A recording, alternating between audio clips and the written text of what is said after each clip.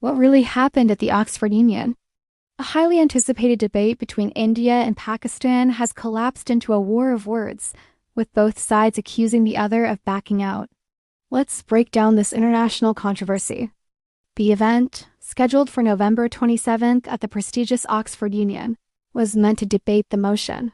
The House believes that India's response to Pakistan is a populist strategy sold as security policy. Sounds intense, right? Well, the real drama happened offstage.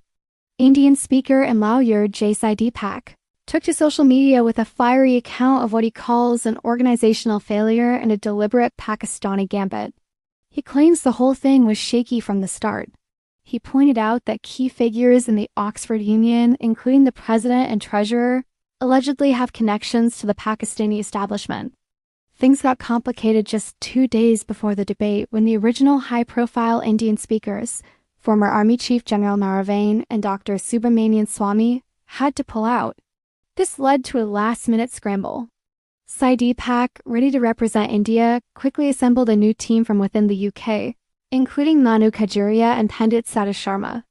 Then, just hours before they were set to travel to Oxford, the Indian team got a call. It was 3:13 p.m.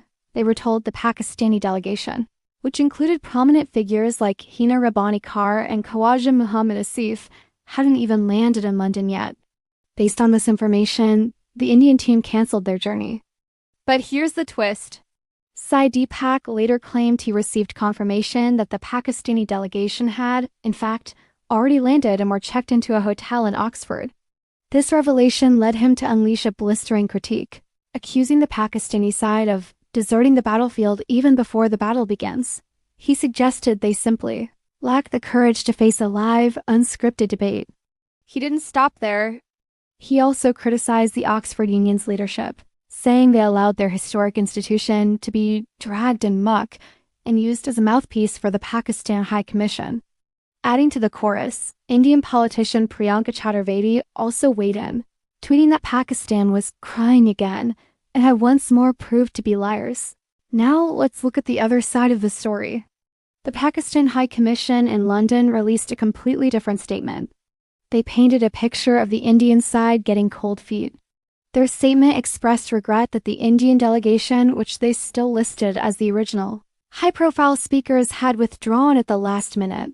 They called it a walkover and framed the withdrawal as proof that India lacked confidence in defending its security policies in a neutral and intellectually rigorous setting.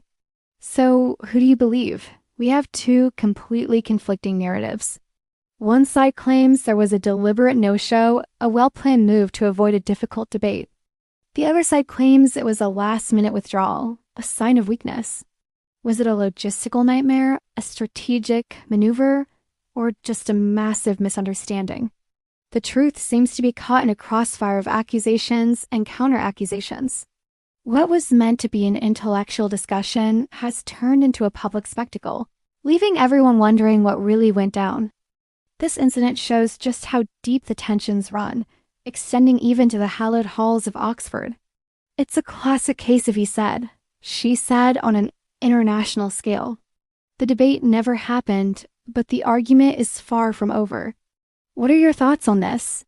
Let us know in the comments below.